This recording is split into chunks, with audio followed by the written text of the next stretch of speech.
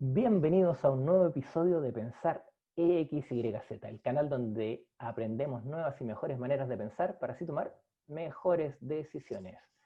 Como ya está siendo tradición, pero mejor aún, un invitado de lujo, don Miguel Ángel Labarca, un experto en storytelling. Así que vamos a hablar de ese maravilloso tema tan de moda y desde varios puntos de vista, desde la historia personal de uno, de cómo se aplica a los negocios y a las empresas y cómo es parte esencial de nuestra naturaleza humana. Don Miguel Ángel, muchas gracias por compartir esta conversación. Me faltó el No, gracias a cafecito, ti. pero es bien de noche, así que no sé si es tan buena idea. Gracias a ti, Cristian. Bienvenido. ¿Cómo llegaste al mundo del storytelling? A ver, yo creo que de muy chico, de muy chico, el primer recuerdo que tengo es, no solo, yo creo que un recuerdo bien común, como la mamá leyéndote cuentos, eso podría ser común, pero yo me acuerdo, no sé qué edad habría tenido, 4 o 5, que en un momento le dije a mi mamá que yo le iba a dictar un cuento. Perfecto. Y mi mamá agarró un cuaderno. En ese tiempo mi abuela vivía en Estados Unidos, entonces mi mamá feliz dijo, ya, lo voy a escribir y se lo vamos a mandar a tu abuela. Si yo le conté un cuento y fíjate que todavía me acuerdo del cuento. Es de esos recuerdos que se me olvidó por mucho tiempo y después me volví a Volvió. acordar. Era un cuento sobre unos piratas. Y un pirata peleaba con otro porque un pirata le robaba la colación al otro pirata. Y después más grande, como que me acordé de esa historia y decía, pucha, la historia tonta que uno se le ocurre cuando niño, que está pensando en la colación. Y después trabajando en Disney, estaba el Jake y los piratas, y había un episodio muy parecido en que Garfio les quería robar el picnic a los piratas. Entonces, como todo el círculo de cómo esta historia ridícula que a uno se le ocurre cuando es chico. Después gente que escribe muy bien episodios para niños que tienen esa edad y tienen esa mentalidad y tienen esas preocupaciones. 40 años después hacen un episodio que es más o menos lo mismo. Qué lindo. Oye, cuéntame, ¿cómo es la experiencia de trabajar en Disney? Que yo creo que es súper icónico, es como trabajar en Google, no sé, para los programadores. Trabajar en Disney para mucha Sí, gente puede ser como un sueño, ¿o no? eh, sí, sí, es divertido porque ese tipo de trabajo, yo creo que hay ciertos trabajos que tú decís, trabajo en esto y te dicen como, ah, ya, ok, trabajo en un banco, en el área de evaluación de riesgo, ah, ya, y la conversación más o menos termina ahí.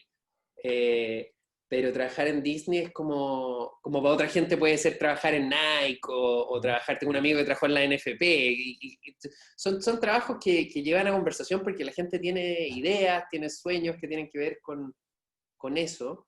Pero al final, en cualquiera de estos trabajos, uno al comienzo está súper maravillado, bueno, cuando me ofrecieron el trabajo también, no lo podía creer. Primero no sabía si iba a ser aquí en Chile o no, eh, porque yo no sabía que había una oficina de Disney aquí en Chile. De hecho, cuando me ofrecieron, cuando empecé a tener las entrevistas de trabajo con un headhunter y todo, me acuerdo que el headhunter me llamó, me dijo, oye, tú tienes un currículum súper poco tradicional, pero yo me las quiero jugar por ti, eres como mi candidato diferente, y este es un trabajo muy bueno en una empresa eh, de temas familiares.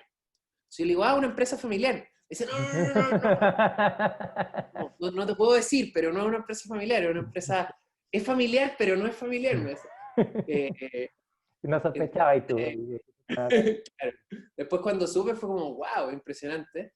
Pero al final, como estoy seguro que pasa en Nike, en la NFP, en Google, en Netflix, en cualquier lugar, hay días en que uno dice como, es un trabajo como cualquier otro, tenés que Seguro. llegar, sentarte en un escritorio, revisar los mails, hay pendientes, hay reuniones que no te gustan, hay clientes que te da lata juntarte, pero hay otros momentos en que uno como que sale de la rutina y dice, wow, ¿qué estoy haciendo? Estoy preocupado de juguetes y arriba de mi escritorio tengo un montón de juguetes nuevos y claro, hay un plan de negocio y tengo que preocuparme de ver que se vendan y llamar a gente y hacer un montón de cosas, pero al final estoy preocupado por cuestiones muy entretenidas. Y Claro. había momentos en los que, claro, uno se pone como niño y te llega un juguete nuevo a control remoto y empezás a correr con el juguete por el pasillo, o a lanzar arcos con flechas, cuestiones así. Eh, y depende mucho de la personalidad de la gente. O sea, hay gente que tiene mayor capacidad como de sacar esa capacidad de asombro, y, y otra gente que no, porque es casi como divertido, que trabajan igual que como si estuvieran vendiendo clavo o cemento, sin tener nada en contra de esos rubros maravillosos que son mucho más útiles sin duda que Disney, pero, pero hay algo, hay una ida y vuelta, digamos, en que por momentos uno se impresiona y dice como, qué increíble esto que estoy haciendo, y otros momentos de rutina y qué sé yo. Pasaba lo mismo con los clientes, ¿no? Yo trabajaba, la oficina que había aquí en Chile, en la que yo trabajé, nosotros estábamos en el área de licencia, que era como la propiedad intelectual de Disney, bueno, Disney, Lucas, Marvel, Star Wars, Pixar, toda la familia de Disney. Cada vez que hay un yogurt en el que sale una princesa, o una cubrecama en el que sale el Rayo McQueen, o la figura de Hasbro del Capitán América, todas esas cosas funcionan a través de contratos. La empresa que hace juguete, o que hace cubrecama, o que hace yogurt, firma un contrato con Disney, le paga un porcentaje de sus ventas por 1 o por 2 años, y le paga un mínimo garantizado, que en el fondo, bueno, si no vendo lo que me comprometí a vender, o lo que creo que podía vender, te pago por lo menos esto. Y esos contratos se negocian, y en el fondo mi trabajo y el de casi todos los que estábamos ahí es un trabajo comercial, pero en vez de estar vendiendo productos, estás vendiendo ideas, estás vendiendo historias, estás vendiendo películas que todavía no se han hecho, porque a veces hay que trabajar con 2 años de anticipación, te mandan un storyboard, un resumen de la próxima película, y tú tenés que ir no sé, a Watts, a Sodimac, a Líder, a Unilever, a Ital Toys, a lo que sea, a un montón de empresas distintas, de muchos rubros distintos, a contarles estas cosas y a tratar de lograr buenos contratos. Entonces, de cierta forma era como el último paso de todo lo que hace Disney, de toda la inversión que hacen las películas, en televisión y qué sé yo, que se gana plata a través de las entradas de cine, a través de las suscripciones a los canales de cable, a través de un montón de cosas. Lo último es el producto de consumo, Claro. que es al final es pura ganancia para toda esta empresa. En el fondo la película ya la hicieron, la historia la contaron, y esto es simplemente prestar el personaje para que otra persona venda más yogurt o venda más cubrecama. Vale. Sí. Pero viste el lado bonito de la historia, porque, por ejemplo, un amigo que es experto en growth y en estrategias digitales y todo, de repente Ya, me contaba que lo llamaron de Facebook. ya. Y él ya se creía la muerte, fue a las entrevistas y todo. Dice, sí, porque necesitamos un experto en growth para los emoticones en Messenger. Y era como una mierdecilla así de este porte. Claro, o sea, cero. Totalmente. Es que al final, yo creo que en toda la vida uno siempre puede optar entre ser, como dicen, cola de león o cabeza de ratón. Bueno, en este caso en Disney yo era cola de ratón, o sea, imagínate. Claro.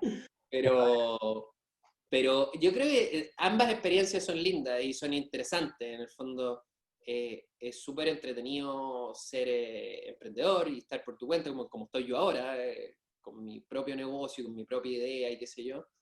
Pero sobre todo cuando uno ha sido emprendedor un tiempo, valora también lo que significa pertenecer a una organización grande, aprender de otra gente, tener equipos, sobre todo la capacidad que uno tiene de aprender, de absorber formas de hacer las cosas, de entender de negocios grandes.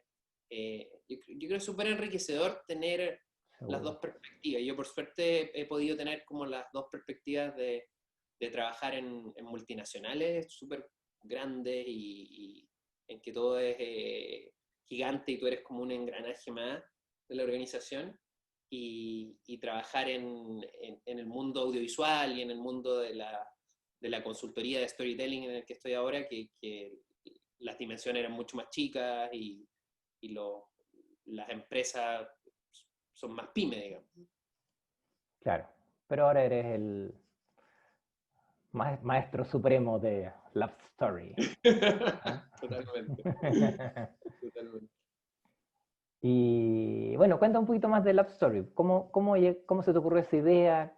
¿Qué es lo que realmente le estás entregando? ¿Estás ayudando a estos clientes al contar historias y contarse historias a sí mismos, me imagino también Sí, sí, de sus en el productos y sus... fondo fue súper providencial el tema de Love Story, porque como yo te contaba, o sea, de siempre me interesaron las historias, como de cuando chico le dictaba cuentos a mi mamá, después más grande empecé a escribir yo cuentos, tuve una época súper literaria en que estaba en el colegio, participaba en todos los concursos literarios, después estuve en la zona de contacto, no sé si te acordáis la zona de Sí, contacto, perfecto. escribía cuentos allá, en los talleres literarios que ellos tenían. Es mi primer como momento así de sentir que gracias a las historias podía lograr una cierta notoriedad y sentirme orgulloso y todo fue cuando salió mi primer cuento en la zona de contacto y eso salía en el diario, ¿te acordás? Salía en el Claro, Mercurio, claro. en un suplemento como juvenil del Mercurio y ver tu cuento ahí, tu nombre, era una cuestión así, entre vergüenza y sentirte como, wow, No, rockstar total. total, total.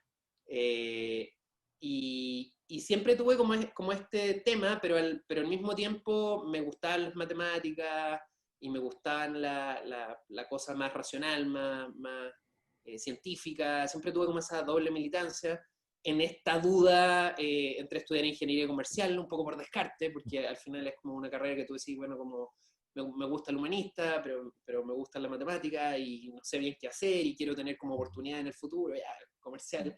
Un clásico. Y cuando salí entré a trabajar en una empresa súper tradicional, a Procter Gamble, y cuando estaba como en el segundo año en Procter, me mandaron a supervisar un comercial, un spot en Argentina. Ujú.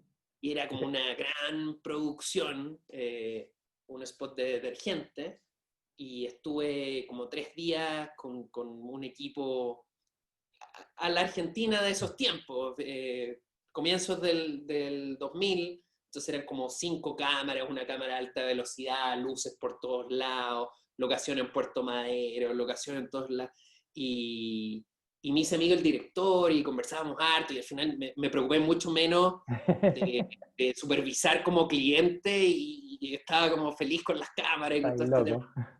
Y cuando volví, le dije a mi jefe que iba a renunciar para dedicarme al cine y pensó que estaba, o sea, me dijo, la barca, estás loco, esto no, ¿por qué estáis haciendo esto?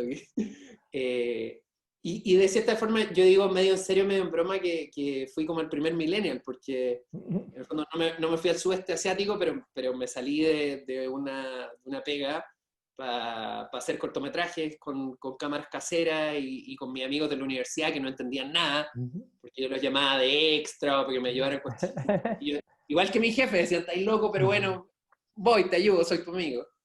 Y con el tiempo empecé a conocer más gente, ir a festivales, qué sé yo, y gente que ya estaba haciendo cine, cineastas de verdad, por así decirlo, me decían, oye, pero tú eres ingeniero comercial, te manejáis en negocios, te gusta el cine, ayúdame, yo necesito un productor ejecutivo.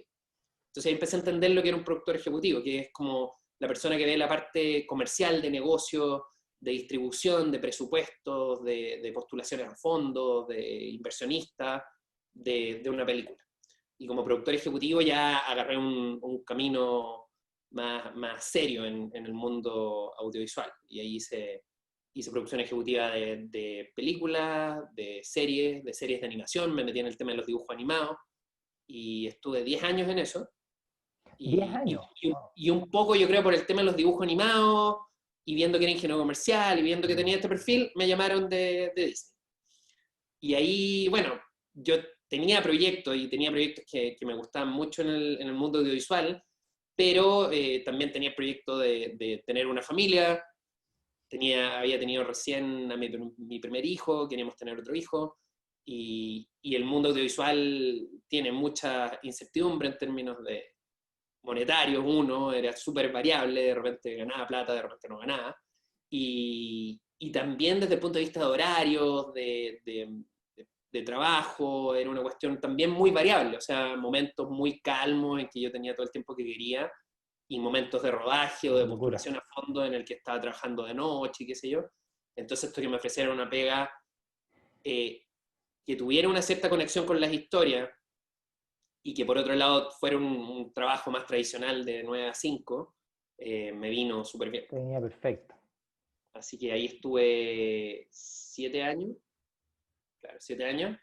Y después cuando esa parte de Disney en Chile cerró, que era la parte de productos de consumo donde yo trabajaba, y tercerizaron esa organización, y dije, bueno, voy a buscar pega en, no sé, Walmart, o, o pienso un poco y digo, bueno, ¿qué es lo que he estado haciendo toda mi vida? Y al final toda mi vida he estado metido en la historia, con un pie en la parte creativa y con otro pie en los negocios y en la parte como más dura. También ya había empezado mientras estaba en Disney a hacer un taller de storytelling en la Católica, en el Ujú. MBA.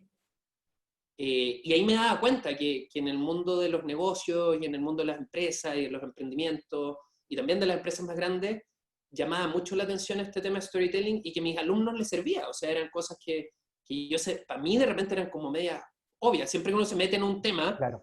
bueno, pero es que esto lo sabe todo el mundo. Mm, Y resulta que iba a clases, lo decía y no lo sabía todo el mundo. ujú. ¿Cachai? Y les servía y lo podían usar. Y bueno, obviamente las clases a uno también les sirven para pulir mejor el material, para dar mejores ejemplos, para ver qué funciona, qué no funciona. Entonces dije, ya, me lanzo por mi cuenta y voy a hacer precisamente eso. Voy a ayudarle a gente que ya sea que está en empresas grandes o tiene sus propios emprendimientos y quiere contar mejor sus historias. Y sobre todo la historia más importante, que es la historia de sus clientes. O sea, contarle a tu cliente cómo lo que tú estás haciendo le va a cambiar la historia de su vida, va a mejorar su vida, va mejor. Eh, y eso es lo que hago, y lo hago como en dos formatos. Uno es capacitaciones, o sea, enseñarle a personas y equipos a contar mejores historias para que ellos lo apliquen a lo que ellos quieran, y también consultorías específicas, tipo, tengo este problema de comunicación, o tengo este producto nuevo, o tengo este tema interno. Muchas veces pasa por gestión del cambio, como necesitamos contarle a la gente que queremos trabajar de otra forma, que queremos transformarnos, que queremos cambiar toda esta área, que queremos digitalizarnos, y cómo lo contamos de manera creíble, atractiva, memorable, y ahí entran las historias. Entonces, Absolutamente. No, y un hago... tema que está absolutamente en boom, así que el momento Sí, perfecto yo creo que llegaste a ese tema. eso fue una suerte. O sea, al final, yo la primera vez que emprendí cuando tenía como veintitantos y me metí como en el mundo audiovisual, y emprendí en ese mundo porque trabajé para otras productoras, pero también emprendí con un amigo. Hicimos una productora que hacíamos audiovisual, pero también hacíamos multimedia y cuestiones web y mezclas de las dos cosas. Eh, claro, uno cuando es más chico dice como, no, mira, es todo de acuerdo al esfuerzo que uno le ponga y a la calidad y a la inteligencia y qué sé yo, pero ya más grande con perspectiva uno dice, bueno, hay cosas que son suerte. O sea, para mí este tema de que justo yo haya un profesor de la Católica, Marco Singer, que es el director del MBA y que fue profesor mío en el pregrado, y para mí fue siempre como un ídolo desde el punto de vista de profe. Su ramo de teoría de juego es el mejor ramo que tuve yo en comercial en la Católica. Eh, entonces fue providencial que él me llamara justo un año antes de que mi tema en Disney terminara. Yo no sabía que iba a terminar, pero un año y medio antes me llamó, me dijo, mira, necesito hacer un curso de storytelling, está todo el mundo hablando de storytelling, y pensé, ¿quién puede hacer esto? Y se me ocurrió que tú, porque tú estás con esta cuestión de las películas y qué sé Mm. yo, y tú lo podías hacer. Y es como, Marco, sí, pero yo no tengo idea de storytelling para negocio. Me dice, pero ¿cómo? Si has trabajado, Claro. tenés que saber. Y claro, yo me di cuenta claro, que yo no lo tenía conceptualizado, pero que al final era lo que había estado haciendo toda mi vida. Entonces, hice ese proceso de conceptualización y de pensar en este tema en el MBA, y ya cuando se dio la oportunidad de salir, independizarme, ya tenía como este marco teórico y este concepto claro de cómo enseñarlo y de qué cosas podían ser útiles para las distintas personas, y nada, me lancé y claro, como que el término se puso de moda, no sé bien por qué, Muy de eh, moda. pero claro, viene súper bien que esté de moda. Ahora yo lo que siempre le digo a mis alumnos, lo que se puso de moda es el término, porque contar historias y ocupar las historias para transmitir ideas es algo que se ha hecho siempre, Toda la vida, del origen de la humanidad. aunque no le hayamos puesto un nombre fancy, digamos. Así es. No, y además lo bonito, hay toda una historia muy bonita en lo que es la recombinación de distintos dominios. O sea, por decirte, ser el top 1% en el mundo para los negocios es casi imposible, ¿cierto? Y ser Claro, el top 1% en storytelling, peor. sí, Pero cuando tú, no sé, tú puedes estar top 20% en negocio, top 20% en storytelling, y puedes estar fácilmente en el top 1% de storytelling y negocios juntos. sí. Hay una sinergia maravillosa ahí. Claro, hay un tema como de encontrar tu nicho, por así decirlo. Sí, O no, y de encontrar, bueno, juntar cosas. es el típico discurso de Jobs de unir los puntos al revés. Ujú.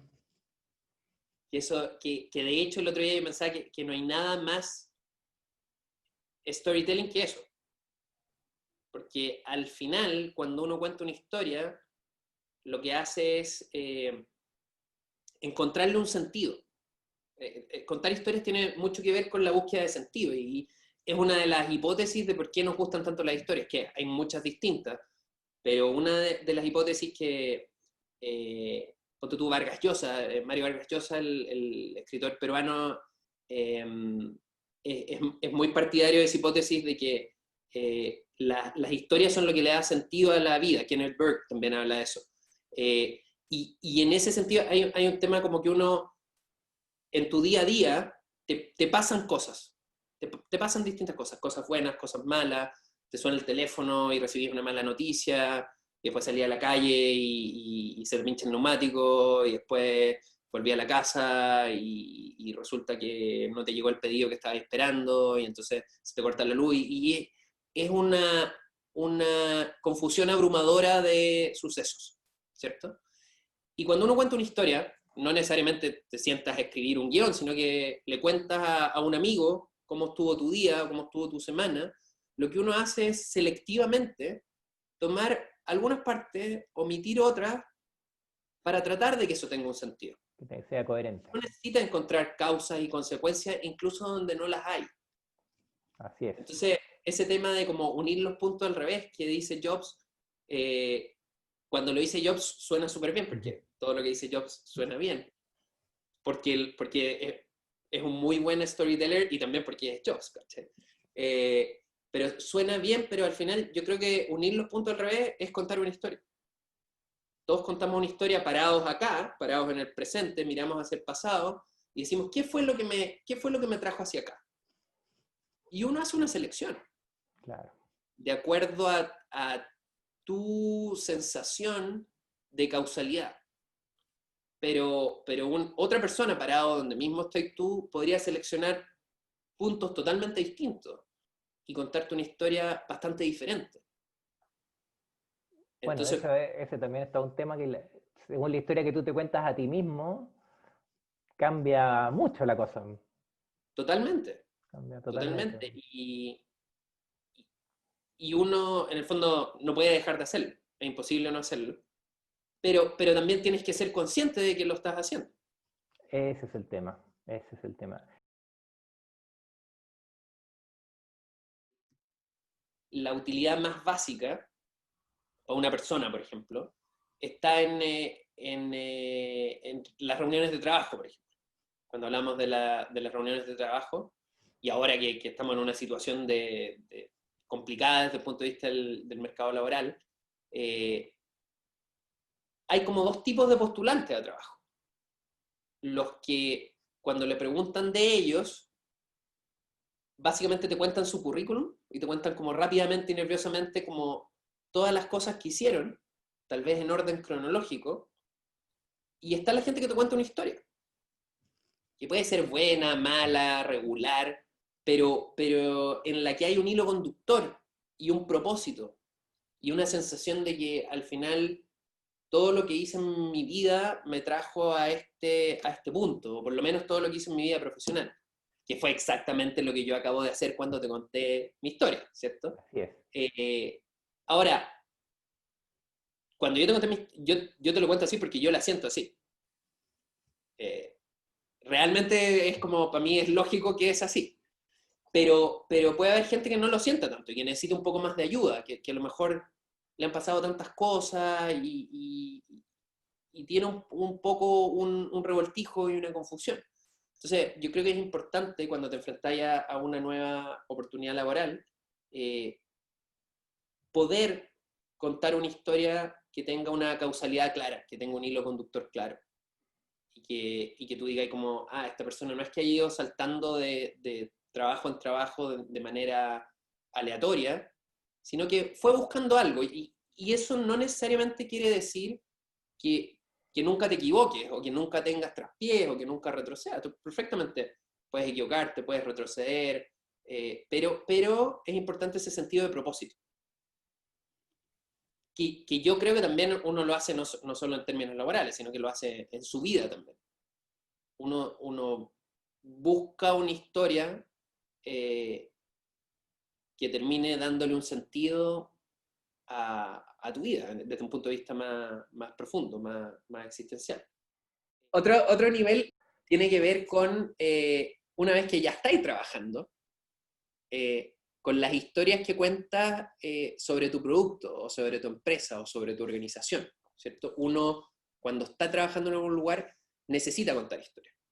Y esto va desde lo más básico y de lo más simple, que es cuando haces presentaciones, que al final para mucha gente, hay muchos alumnos, y a mí me pasa con los alumnos, que cuando les dicen storytelling dicen, ah, me van a enseñar a hacer buenos PowerPoint. Oh, Lo no. que no está mal, ¿eh? Lo que no está mal. O sea, claro, no está mal, Está pero bien hacer buenos PowerPoint. Ojalá la está, gente hiciera mejores PowerPoint y no nos aburriríamos tanto, ¿cierto? Pero claro, hay una aplicación. Es como tienes que hablar en público y en lugar de, nuevamente, de dar muchos datos separados, cuenta una historia. Y no se trata, ojo, no se trata, y aquí hay una confusión y hay cierta gente que es medio escéptica y dice, oye, pero yo le necesito presentar al directorio, ¿cómo les voy a contar una historia? Porque ellos se imaginan como delante del directorio decir, les voy a contar una historia de cuando era niño, mi perro se enfermó. Y no se trata de eso, no se trata de eso. Se trata de que tú tienes, hay ciertas cosas que pasaron y que tú le tienes que contar al directorio. Las ventas bajaron, por ejemplo, las ventas bajaron, ok, pero te tenés que preguntar, bueno, ¿por qué bajaron? Y esa baja es buena o mala considerando lo que podemos hacer al respecto, lo que no podemos hacer, ¿cierto? Y esa baja, ¿cómo le afecta a nuestros consumidores? ¿Y cómo le afecta a nuestro equipo, ¿cierto? Entonces, tú tienes que entregar cierta información, pero ¿cómo hacer que esa información tenga un sentido? ¿Y cómo hacer que ese sentido me revele, por el solo hecho de la forma en que lo relato, me revele casi de manera obvia los siguientes pasos? siguientes pasos, exacto. Cuando uno cuenta una buena historia, queda claro lo que tengo que hacer después. Como cuando yo te decía, bueno, siempre me gustaron las historias, me dediqué a los negocios, y trabajé en Disney, no sé qué, y cerró Disney, y dije, bueno, toda la vida he estado haciendo eso, entonces como, bueno, obvio, hiciste tu propia empresa. Con una buena historia uno puede lograr lo mismo desde el punto de vista de tu conclusión de negocio. Claro. La conclusión, obviamente, es que tenemos que invertir más en la fuerza de venta. O la conclusión, obviamente, es que nos tenemos que pasar a digital. ¿Te fijáis? Claro. Si tú... Y son historias que tienen que son verídicas, son honestas, digamos, no es tanto, no es buscarle la trampa ni nada. Totalmente, totalmente. La mejor forma de contar una buena historia es estar convencido de lo que estáis contando, ¿cierto? Pero pero hay muchas formas de contar mal una historia que es verídica. Claro. Entonces, no basta... Hay No muchas basta más malas que buenas, de hecho. ¿cachai? Entonces, no basta con decir, oye, pero... Claro, porque hay mucha gente que lo asocia como, storytelling está engrupiendo. No, simplemente estoy haciendo un trabajo de pensar en lo que creo y encontrar la mejor forma de explicarte por qué creo eso. El mejor ejemplo que tú entiendas en tu lenguaje. Y eso es lo interesante de una historia también. Contar una historia es un ejercicio de empatía. No de empatía necesariamente en el sentido village, de como corazones y abrazos y qué sé yo, que también puede ser. Hay ocasiones en las que necesitamos abrazos y lágrimas y todo eso, pero no necesariamente. Empatía, entendida en el sentido amplio, es ponerse en el lugar del otro. Claro. Y eso también puede ser un ejercicio emocional, pero también puede ser un ejercicio intelectual, y tiene que ser un ejercicio intelectual en el sentido de entender cómo tu audiencia ve el mundo, qué creencias tiene, qué cosas entiende, hasta cosas tan sencillas como qué siglas maneja, qué jerga entiende. A lo mejor le largo un montón de siglas sobre digitalización que para mí son súper evidentes, y esta persona es una persona inteligente, educada, culta, pero que no está metida en ese mundo, entonces le estoy hablando en chino.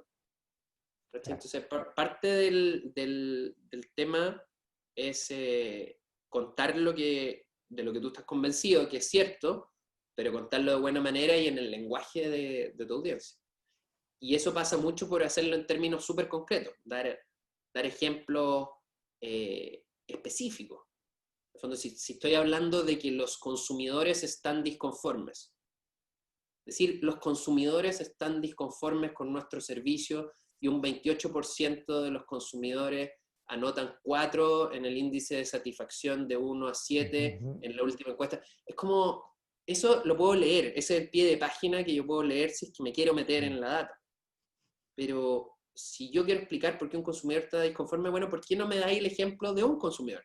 Claro. Con el que hablaste, que te llamó por teléfono, justo agarraste tú esa llamada, te la derivaron, llegó a la secretaria, no sabía a quién pasársela, te la pasó, hablaste con ese señor que está indignado, y ¿qué te dijo?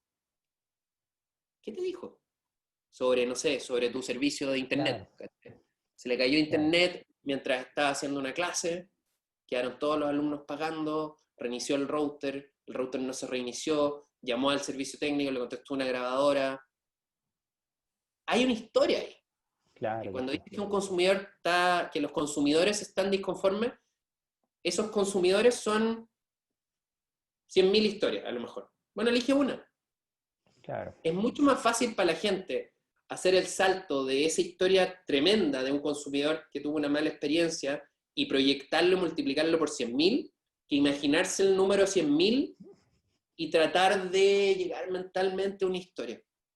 Absolutamente. Bueno, yo algo he estado estudiando este último tiempo de historias y claro, como el principio básico siempre es show, don't tell. Siempre Exactamente, exactamente. es la esencia del tema. Y cuesta, ¿eh? Porque cuando lo empiezas a poner en práctica, lo tenéis claro en la idea, pero empezáis a escribir y no, de nuevo estoy describiendo la cuestión lentamente. Sí, sí. Y yo creo que hay una deformación también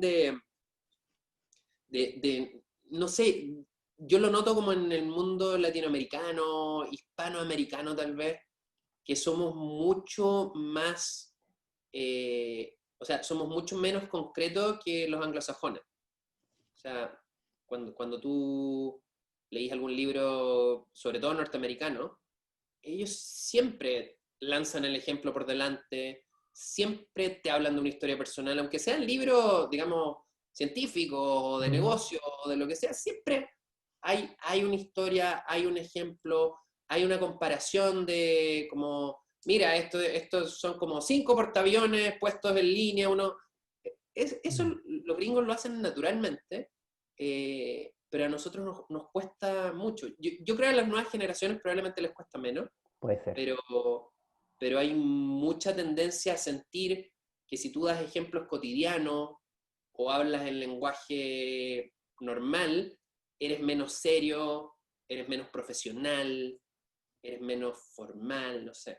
Hay un tema ahí que yo creo que hay que superar, porque la forma de comunicarnos es hablando en lenguaje lo más simple posible. Claro, sí. Lo que quiere es que te entiendan, digamos. Bueno, y aparte de la empatía, de lo, como decíamos, de la capacidad de ponerte en los zapatos del otro, que la historia es como un entrenamiento para eso, es como un entrenamiento de empatía, hay como un cuarto nivel que para mí es un nivel en el que he estado pensando mucho ahora, que es saber de cómo contar historias y saber storytelling también te hace estar más atento a cuando una buena historia te está apartando de la realidad. Porque al final las historias son súper atractivas, son como un manjar para nuestro cerebro, ¿cierto? Son como un pay de limón para nuestro razonamiento. Si yo veo información que está en un formato de información no digerida, digamos, números, estadística, qué sé yo, y al lado me ponen una historia, mi cerebro va a decir como, eso es lo interesante. Claro. Porque, bueno, mi cerebro es un cerebro que evolucionó en el tiempo de los cazadores-recolectores, y los cazadores-recolectores no estaban preocupados de PIB agregado o de cientos de miles de personas. Los cazadores-recolectores estaban preocupados de 150 personas, que era su tribu, y fuera de la tribu eran todos enemigos, así que no eran ni siquiera personas, eran simplemente amenazas. Entonces, y dentro de su tribu, lo más importante era saber las historias, pues, o sea, quién era hijo de quién había peleado con quién le había puesto el gorro con la señora del otro, y había tenido un hijo que no sabía que era el papá de él, y todas esas cosas eran de vida o muerte, ¿cierto? Porque en el fondo, si yo me equivocaba en alguna de esas interacciones sociales, me podían echar de la tribu o me podían pegar un palo en la cabeza, que era lo más frecuente, ¿cierto? No eran tiempos precisamente muy pacíficos. Entonces yo tenía que estar muy atento y saber todo lo que pasaba con la gente. Y ahí tenemos, hasta el día de hoy, queremos saber todo lo que pasa con la gente, a pesar de que nuestra vida ya no está en juego. Claro. Y es tan loco esto que queremos saber todo lo que pasa con la gente, incluso cuando es gente que nunca hemos visto, como el caso de la farándula, no sé. Gente que quiere saber todo lo que pasa con la realeza británica o todo lo que pasa con los Kardashians. Porque es demasiado atractivo saber ese tipo de historias, ¿cierto? Entonces, el cerebro se va para allá. Pero eso te puede llevar a equivocarte. Y de eso hay ejemplos por montones. Cuando uno le cuentan una historia de algo terrible que le pasó a alguien. Por ejemplo, mi primo fue a surfear y lo atacó un tiburón. Oye, eso es tan potente y es tan sorprendente y está tan asociado a miedos ancestrales, animales, a cosas así, que eso nos va a llevar a pensar que cada vez que nos metamos al agua vamos a tener miedo de que nos ataque un tiburón, ¿cierto?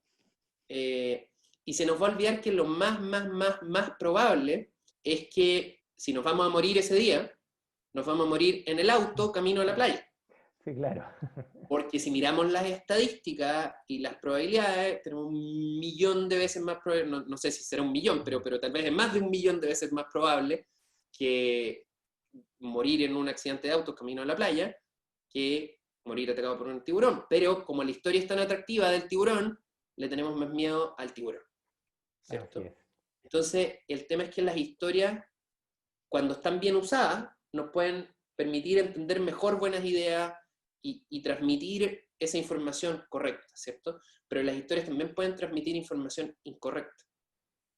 Entonces, cuando uno está consciente de cómo funcionan las historias y cómo funcionan las historias en tu cerebro, no solo las puedes usar, sino que también tienes una inmunidad para esas historias que no te convienen, ¿cierto? Claro, Y que esas todo el historias que no te tema... convienen pueden ser historias de gente que las está tratando de usar con malas intenciones, ya sea para venderte algo que no te sirve, o para hacerte votar por un candidato que en realidad no es el que más le conviene a tu país, a veces sin mala intención. Te puede llevar a fijarte en cosas que realmente no son las cosas de las que deberías estar preocupado.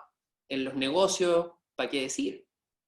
O sea, a veces cosas que construyen historias atractivas, hacen que los esfuerzos de la organización se desvíen hacia ciertos lugares, que a lo mejor, si lo miras fríamente, no le deberíamos estar dando tanto tiempo y tanto esfuerzo a eso, ¿cierto? Y quién sabe, tal vez también incide en el mercado, digamos, en el mercado bursátil o en el mercado inmobiliario, ¿cierto? Cada vez que vemos burbujas o vemos empresas sobrevaluadas, o generalmente no lo vemos cuando están sobrevaluadas, generalmente lo vemos cuando se desploman y Ya se decimos, desplomaron. ¿cómo en algún momento creímos que esta cuestión podía valer tanto? Si no tenía ningún sentido, ¿cierto? Y bueno, lo más probable es que creímos que podía valer tanto porque había una historia atractiva detrás. Es Y eso nos muy, llevó a olvidar que al final una empresa no puede valer más que la suma de su flujo futuro, ¿cierto? hay una historia bien Hasta bonita donde, de hasta Newton. donde sabemos. Newton, a las personas más inteligentes que había, uno de sus hobbies era invertir. Y invirtió en no sé qué empresa, no sé si era casi los tulipanes holandeses. La cuestión empezó a subir, y dijo, no, esto es una burbuja, vendió. Casi que escribió un artículo explicando por qué era una burbuja, se la tenía clara. Y la cuestión ¿Ya? siguió subiendo. Y hasta que no lo soportó y compró de nuevo, y compró el día que estuvo en el pic más alto, antes de No, desplomarse y perdió toda la plata. y Habiéndole tenido sale clara. Newton de Newton. Newton. Sí, ¿En Newton de la serio? manzanita. Mm. No lo sabía. Qué interesante. Lo leí ayer, anteayer. Sí. O por ejemplo, yo viví en España el año 2000 y ya los precios de los departamentos eran como ridículos y subían todos los años unos porcentajes Claro, impresionantes y todos mis compañeros del banco comprando departamentos como locos. Yo decía, "Man, no compren a estos precios, que es ridículo". claro. Pero claro, siguieron subiendo como 8 años más, o 9, antes de despedazarse y caer fuerte. Pero las Sí, burbujas son bien un fenómeno muy, muy interesante, sí, sí, complicado.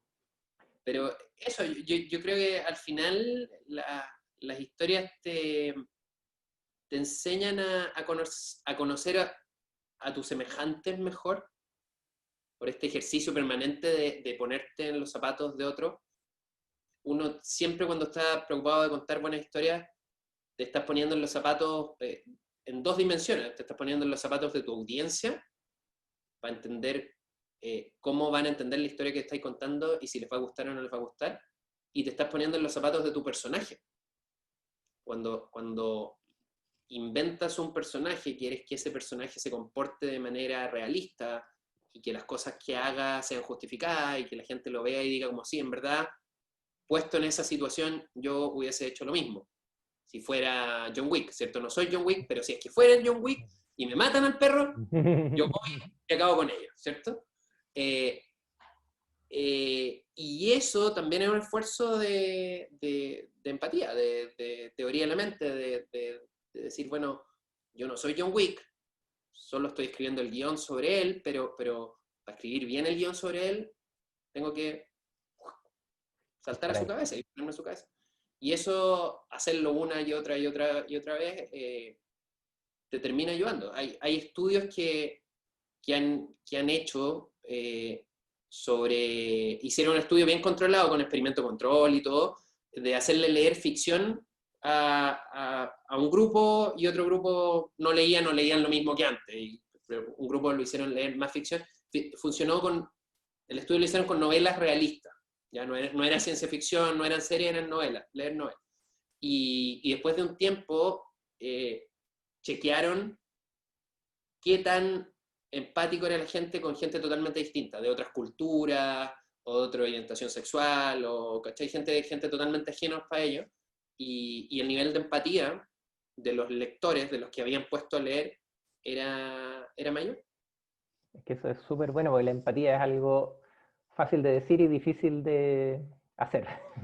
Totalmente, totalmente. Y tal como Entonces, storytelling, cada persona entiende empatía, digamos, es una bolsa donde entran muchas cosas. Yo lo estoy diciendo en un sentido que a lo mejor no estoy ocupando bien la palabra, porque creo que empatía tiene mucho que ver con sentir como el otro. Yo lo estoy hablando más en un tema desde un Ok. punto de vista como de ponerte en los zapatos del otro, de entender al otro, más que de sentir el dolor del otro, ¿cierto? Tal vez creo que el término más preciso es simpatía, a pesar de que nosotros coloquialmente entendemos simpatía como otra cosa, entonces por eso, o Mm, como empatía, pero cuando, cuando yo me refiero a lo que te enseña en la historia, eh, en términos coloquiales, como ponerte en los zapatos del otro. Mirar el mundo desde la perspectiva del otro. Independiente que exactamente. sientas o no sientas su dolor, ¿cachai? Decir como, bueno, entiendo por qué está haciendo eso. Y- Y en las empresas es súper necesario, en el mundo de los negocios, cuando tú estás negociando con alguien, es importante entender qué es lo que está pensando y qué es lo que está sintiendo, y tanto para ganar la negociación, como sobre todo para tratar de buscar un punto intermedio que sea de un win-win, ¿cachai? O claro. por último, si la negociación es dura, no tomarlo personal. A mí me pasaba mucho en distintos trabajos que realmente hay gente que es como que se enfurece con el cliente porque le quiere bajar el precio. Es como, bueno, pero es que es lógico que lo haga, ¿cachai? Sí, Si tú no, estuvieras en esa situación, tú también lo harías. Y me decían, ¿pero por qué lo defiendes? No, no lo estoy defendiendo, solo estoy diciendo que es súper entendible la postura de él. Y no solo pasa con los clientes, también pasa que los de finanzas están peleados con los de comercial, y los de comercial están peleados con marketing, y siempre se producen como estas pequeñas tribus, y, y hace falta mirar el mismo problema desde el punto de vista del otro. La experiencia es distinta y los incentivos son distintos. Cada uno está parado en un lugar distinto del juego. sí, y eso pasa también por que un concepto bien bonito es que de repente a uno le pasa así como medio epifanía, pero es darte cuenta que los miles y millones de personas que hay en el mundo, cada uno, su vida, desde su propio punto de vista, es igual de rica y compleja y llena de matices y historias que la de uno. Claro, Entonces, el esto de simplificar al otro es malo, es bueno, o es esto, es lo otro, eh, quitáis infinita información. totalmente, total. Y además, agrégale a eso el transcurso del tiempo. Porque al final, no sé, pues yo creo que por más que uno hace una ilusión en esta historia que se cuenta de decir, bueno, mi yo de los 15 años es el mismo yo de los 43 que tengo ahora, en el fondo no. Es como, es No, como el, como el barco de Ulises que le cambian el mástil y después le cambian la vela y después le cambian el ancla y después le van cambiando todo, y al final el barco no tiene ninguna parte de las que tenía inicialmente, pero uno construye como una unidad de concepto. Yo creo que pasa bien parecido con uno, o sea, uno es totalmente distinto, es una persona distinta a la que era hace 20 años, 30 años, o incluso 5 años tal vez, para mucha gente. sí, Eh, y bueno, eso pasa conceptualmente, pero creo que incluso biológicamente las células que tenéis no tenían ni una Biológicamente hace creo que 5 es como años, claro. en un mes ya no te queda ninguna célula. ¿Cachai? Pero ¿a qué voy con esto? Que cuando uno hace ese ejercicio para uno dice, chuta, soy muy distinto de cuando tenía. Pero no sé, pues si te encontráis con ese compañero de curso que te hacía bullying, o que siempre peleaba y te quitaba la pelota, o que te levantó a la polola, no sé, lo que sea, y te encontráis 30 años después, hay gente que sigue pensando y actuando como si ese gallo fuera el mismo. ¿Te fijas? Claro. Bueno, hay efectos muy fuertes de anclas que se llaman, que Claro, te lleva para atrás. claro, pero al final no, po, al final no. Y yo lo noto no, no en cosas malas, por suerte, no hay tanta gente que creo que me tenga mal o qué sé yo, pero lo noto cuando me encuentro con gente de pronto tú del colegio, de la universidad, que no he visto en mucho tiempo, me dicen, ah, ¿a ti qué te gustaba tal cosa? Ujú. A ti esto te va a encantar. A ti que te gustan los cómics, un amigo hace un tiempo, un amigo del colegio, dijo, ah, mira, Miguel Ángel, esta cuestión te va a encantar. Mira lo que me compré. Y me pasa un cómic de Jodorowsky. Que Ok. claro, cuando estaba en el colegio, recién descubriendo este mundo de los cómics y todo, el fanático, pero es como un tema que no es que ahora me disguste, pero es un mundo del cual me alejé. Entonces lo que él me pasó fue un recuerdo de mi yo anterior. Pero me di cuenta que para él, el Miguel Ángel que él se imagina y el Miguel Ángel Era en ese el que mismo. él piensa sigue siendo ese. Y aparte, o sea, un poquito distinto, pero lo mismo es como la capacidad y el derecho a cambiar de opinión. No sé si te has fijado, por Ah, ejemplo, sí, al Biden, al candidato a presidente demócrata ahora en Estados Unidos, como claro, da un discurso, oye, y no sé, oye, no al racismo, apoyemos a los negros, y, oye, pero usted hace 25 años dijo esto. Puta, claro. y aunque lo haya dicho, pero oye, fue hace 25 años, pues, Tiene, bueno, además que Biden tiene como, ¿cuánto? 70 77 años, sí. 70 y no sé cuántos años. Eh, y el otro día escuché que además, ponte tú, ahora si es que llega a ser presidente, sería el presidente más viejo que ha asumido nunca en Estados Unidos. Pero cuando él llegó al Senado, era el senador más joven que había llegado nunca al Senado. ¿En serio? Ah, qué bonito. Sí, o sea, hablando de experiencia, digamos. Ajá, claro. Sí, sí, ese tema del derecho a cambiar de opinión y el deber de cambiar de opinión es todo un tema. Y es algo que yo particularmente me he hecho sensible, te diría, en los últimos 5 años. Porque yo era una persona bien, de, me gustaba mucho tener la razón. Pero me gustaba discutir y había momentos en los que ya me daba cuenta que estaba discutiendo por ganar la discusión. Claro que eso nunca es bueno. No, Y lo ahí hice mucho tiempo, lo hice mucho tiempo, mucho tiempo. Y hace, no sé, pues, yo te diría como 5 años, me empecé a dar cuenta y dije como, esta cuestión no tiene sentido, porque uno, cambiar de opinión cuando hay datos e información nueva, es un mérito, no es un prejuicio, ¿cachai? así es. Bueno, Y por otro la lado frase también, de Keynes, cuando cambian los hechos, cambio de opinión, eso es el mejor exacto, resumen. exacto. Y por otro lado también uno se desgasta tanto y pierde tanto tiempo y a veces pelea con gente que hace sentir mal a la gente o se siente mal uno en estas discusiones como para ganarla. ¿Y para qué? Exacto. No, el ¿Y otro para qué? que lo escribe de manera bien precisa, bien chora, es Ray Dalio. No sé si has leído a Ray Dalio sus principios No, de trabajo. Entonces, tiene mucho sobre esto de, bueno, oye, veamos la evidencia, eh, lo llama la ideomeritocracia. O sea, que tiene que predominar la idea que es mejor, da lo mismo quién la dijo o a quién se claro, le ocurrió. Y depende, y tu objetivo tiene que ser no tener la razón, sino que encontrar la mejor idea. claro. Y, Lo, y, y lo- un- lo que no quiere decir que uno tenga que estar siempre encontrando la razón a los otros, no, no, pero no, no, no, para nada. No, de hecho, este hombre estar es un abierto, cabrón que ni te explico, po, un rudo. ¿cómo? Sí, pero estar abierto, justamente estar abiertamente. Y lo otro es choro que lleva un paso más allá con esto de cuál es tu objetivo.